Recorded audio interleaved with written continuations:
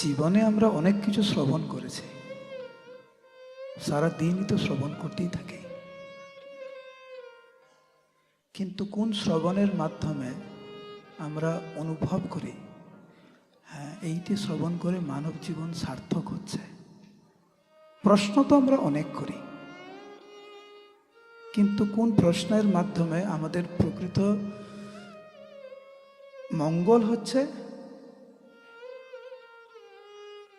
অপরের প্রকৃত মঙ্গল হচ্ছে?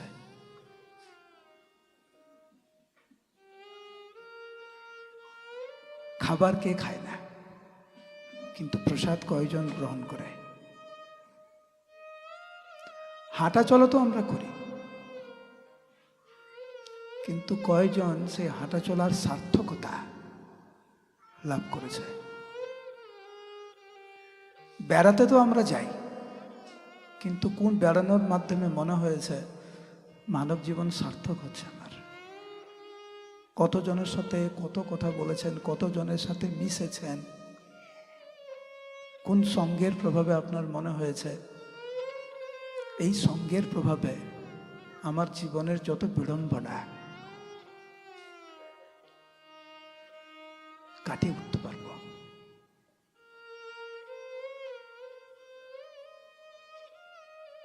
এখানে কেউ নেই যার এরকম অভিজ্ঞতা নেই।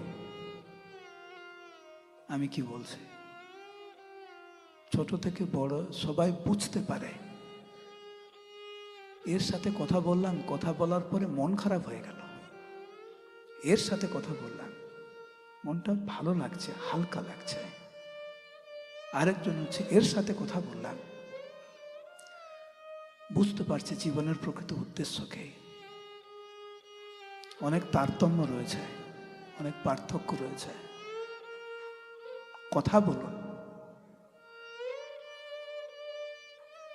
যথার্থ ভাব নিয়ে, যথার্থ বিষয় নিয়ে, স্থানকাল পাত্র বিবেচনা করে যথার্থ কথা বলুন, যার মাধ্যমে আপনার প্রকৃত মঙ্গল হয় এবং অপরের প্রকৃত মঙ্গল হয়। ব্যাঙের মতো শব্দ করে তো লাভ নেই। ব্যাঙের মতো শব্দ করবেন তো সাপ আসবে, হ্রাস করবে আমাদেরকে হত্যা করবে। কারণ ওইটাই হচ্ছে সাপের কাজ, ব্যাঙকে ধরে খায়। মানব জীবনকে যখন আমরা অপব্যবহার করব অপরের অকল্যাণের জন্য, ভগবানকে না মেনে যখন আমরা পাপ কর্মে যখন আমরা লিপ্ত হব, সময় কিন্তু আমাদেরকে ছেড়ে কথা বলবে না। অনেক সময় বয়সজনিত কারণে, অহংকার জনিত কারণে আমরা মানতে চাই না ভগবানকে।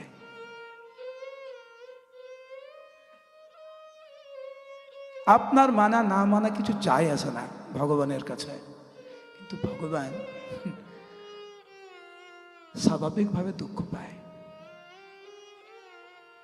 মহাপ্রভু সেই কথা মুকুন্দের কাছে প্রকাশ করেছিলেন যে তুমি যখন ভগবত ভক্তি ছাড়া অন্য কোনো কাজকর্মে তুমি যখন লিপ্ত হও, আমি তখন দুঃখ পাই। কেমন? ঠিক যেরকম একজন গোপ বালক লাঠি দিয়ে গাভীকে প্রহার করে, ঠিক সেরকম আমি দুঃখ পাই।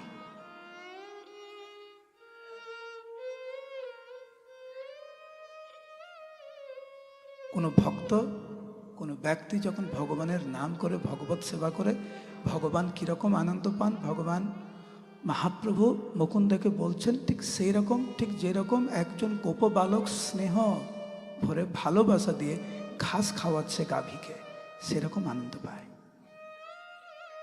ভগবানকে দুঃখ দিতে চান, ভগবানকে কষ্ট দিতে চান?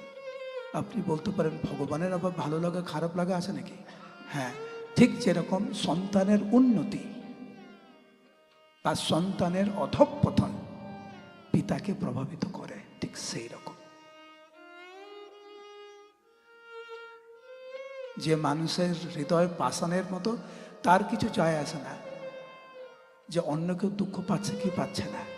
কিন্তু ভগবান এবং ভগবানের শুদ্ধ প্রতিনিধি দুঃখ পায় যখন দেখে যে অন্যরা কৃষ্ণকে পরিত্যাগ করে, ভগবত ভক্তি পরিত্যাগ করে, মায়ার দ্বারা প্রভাবিত হয়ে মায়ার দাসত্ব করছে। হ্যাঁ, ভগবান এবং ভগবানের সত্য প্রতিনিধিরা দুঃখ পায়। জীবর দরদ দুঃখী ছিল প্রভুপাদ। একজন ভগবত ভক্ত হচ্ছে প্রকৃত অর্থে পরের দুঃখে দুঃখী, পরের সুখে সুখী। কিন্তু কিরকম দুঃখ আর কিরকম সুখ সেটাও বুঝতে হবে আমাদেরকে। জন্ম তো আমরা গ্রহণ করেছি, সেই জন্য তো সামনাসামনি বসে আছি এখানে। যত সাহি ধ্রুবম মৃত্যুর ধ্রুবম জন্ম মৃত্যুশ্চ। জেনে রাখবেন, যার জন্ম হয়েছে তার মৃত্যু অনিবার্য। এইখানে যারা আমরা বসে আছি, আমরা ভাবছি আমাদের কিছু হবে না, তো বোকামি কোথায়। জন্মদিনের কেক কাটি আমরা খুব আনন্দিত চিত্তে, বুঝতে পারি না যতবার কেক কাটছি আমরা ততবার মৃত্যুর সামনাসামনি এগিয়ে আসছি আমরা। আনন্দ ফুর্তি করে বেলুন ফুটছে। এখন তো আবার নতুন সংস্কৃতি, কেকের উপরে মোমবাতি জ্বালায়, ফু দিয়ে ওটাকে নিভায়, তো ফু দিচ্ছে, থুতু আসছে, থুতুগুলো কেকে পড়ছে, সেইগুলো কেটে কেটে সবাইকে বিতরণ করছে। এ কি সংস্কৃতি! কেক কাটছেন ঠিক আছে, মোমবাতি জ্বালিয়ে তো ফু দিচ্ছেন, থুতু আসছে তো, হ্যাঁ কি না? কিন্তু আমরা তো অন্য জগতে মত্ত। আজকে জন্মদিন আমার,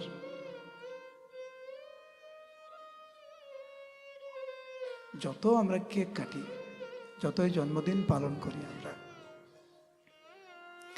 জেনে রাখা উচিত আমাদের, যত কেক কাটছে তত মৃত্যু এগিয়ে আসছে। জন্ম আমাদের যখন হয়েছে, মৃত্যু তখন অনিবার্য। কথা হচ্ছে কেমন জীবন যাপন করছি আমরা। ওই যে জন্ম এবং মৃত্যুর মাঝখানে যে সময়টি কিভাবে কাটাচ্ছে।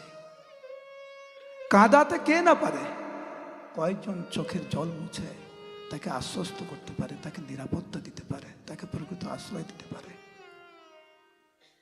দুঃখ কে দিতে পারে না? কয়জন আছে পরের দুঃখকে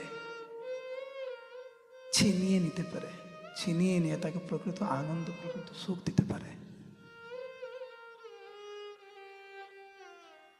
সেইভাবে জীবনযাপন করুন, যেখানে আপনার প্রকৃত মঙ্গল সাধন হচ্ছে আর অপরের মঙ্গল সাধিত হচ্ছে। কারণ মানব জীবন কোনো সাধারণ জীবন নয়। কুকুর বিড়ালের মতো আমরা যদি জীবন যাপন করি,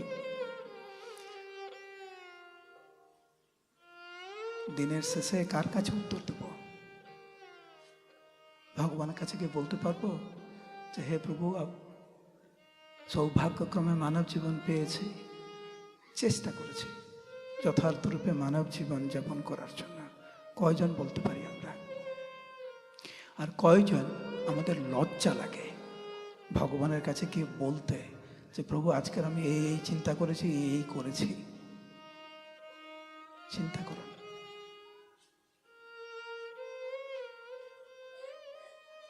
ভগবান এবং ভগবানের সত্য প্রতিনিধিরা এই জগতে আবির্ভূত হন আমাদেরকে শিক্ষা দেওয়ার জন্য। জীবন মানে কি? জীবিত থাকা মানে কি? আমরা যেন জীবিত থেকেও মৃতের মতো না হয়ে যাই। অনেক সময় হয় না, বেঁচে আছে তো মরার মতো বেঁচে আছে। আমরা মরার মতো বেঁচে থাকতে চাই না, আমরা বাঁচার মতো বাঁচতে চাই।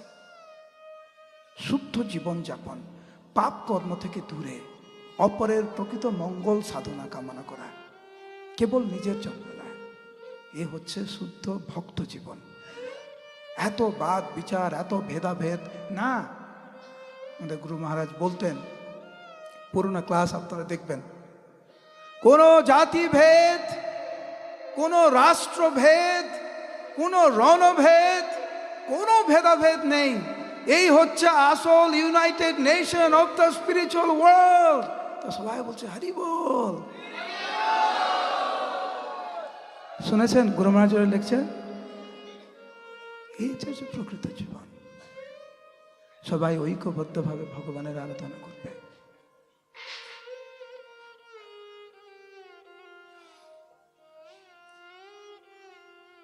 জন্ম আমাদের হয়েছে, মৃত্যু আমাদের হবে। মাঝখানে জীবনটা নিয়ে আমরা কি করছি? ছিনিমিনি খেলছি, না প্রকৃত রূপে আমরা মানব জীবনকে ব্যবহার করছি?